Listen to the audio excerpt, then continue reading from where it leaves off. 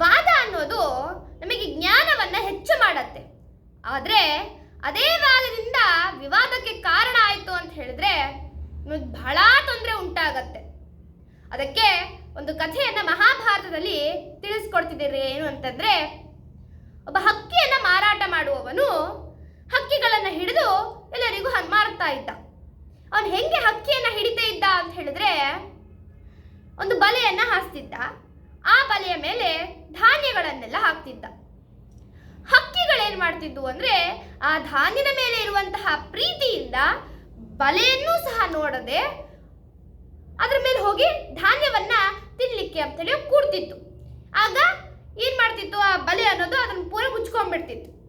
ಹಕ್ಕಿಗಳೇನ್ ಮಾಡ್ತವೆ, ಹಂಗೆ ಹಾರ್ಲಿಕ್ಕೆ ಶುರು ಮಾಡ್ತವೆ, ಹೆದರಿಕೆಯಿಂದ ಹಾರ್ಲಿಕ್ಕೆ ಶುರು ಮಾಡ್ತವೆ. ಆ ಹಕ್ಕಿ ಎಲ್ಲೆಲ್ಲ ಹಾರ್ತದೋ ಅದ್ರ ಹಿಂದೆನೆ ಈ ಹಕ್ಕಿ ಮಾರುವವನು ಹಿಂದೆನೆ ಹೋಗ್ತಿರ್ತಾನಂತೆ. ಇದನ್ನ ನೋಡಿ ಒಬ್ಬ ಮುನಿಗಳು ಕೇಳ್ತಾರೆ, ಅಲ್ಲಪ್ಪ, ಹಕ್ಕಿಗಳು ಬಲೆಯಲ್ಲಿ ಸಿಗಾಕೊಳ್ತು, ಹಾಗೆ ಹಾರ್ತಾ ಇದೆ, ಆ ಹಾರುವಂತಹ ಹಕ್ಕಿ ಜೊತೆ ನೀನು ಹೋಗ್ತಾ ಇದ್ದಲ್ಲ, ಏನಿದು ಮೂರ್ಖತನ ಅಂತ ಹೇಳಿ ಕೇಳಿದಾಗ ಆಗ ಹಕ್ಕಿ ಮಾರವನು ಹೇಳ್ತಾನೆ,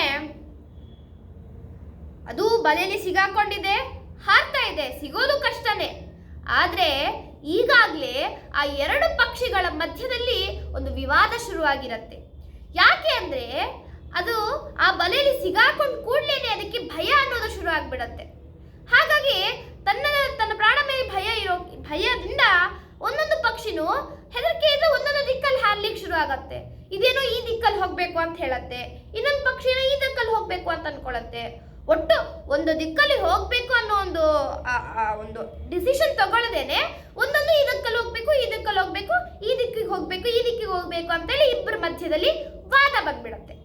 ಆ ವಾದದ ಕಾರಣ ಅವರ ರೆಕ್ಕೆಗಳಲ್ಲಿ ಯಾವುದೋ ಬಲ ಇಲ್ದೇನೆ ಅವರು ಸೀದಾ ಬಂದು ಭೂಮಿಗೆ ಬೀಳ್ತಾರೆ. ಇವರು ಭೂಮಿಗೆ ಬಂದು ಬೀಳ್ತಾರೆ ಅನ್ನೋ ವಿಷಯನೂ ನನಗೆ ಗೊತ್ತಿತ್ತು. ಹಾಗಾಗಿ ನಾನು ಅವ್ರನ್ನ ಹಿಡಿಲಿಕ್ಕೆ ಹೋಗಿಲ್ಲ.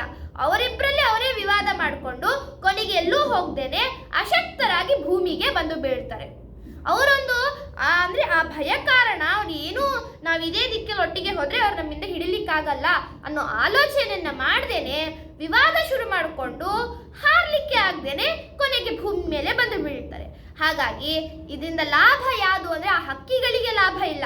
ಆ ಹಕ್ಕಿಗಳು ಭೂಮಿಗೆ ಬಂದು ಬಿದ್ದಾಗ ಅದರಿಂದ ನನಗೆ ಅನ್ನೋ ಲಾಭ ಸಿಗತ್ತೆ ಅಂತ ಹೇಳಿ ಹೇಳ್ತಿದ್ದಾರೆ.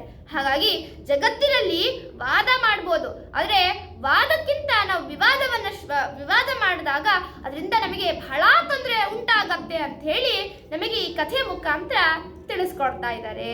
ಶ್ರೀ ಕೃಷ್ಣಾರ್ಪಣಮಸ್ತು, ಶ್ರೀಮಧ್ವೇಶಾರ್ಪಣಮಸ್ತು. ನಮಸ್ಕಾರ. ಹರೇ ಶ್ರೀನಿವಾಸ.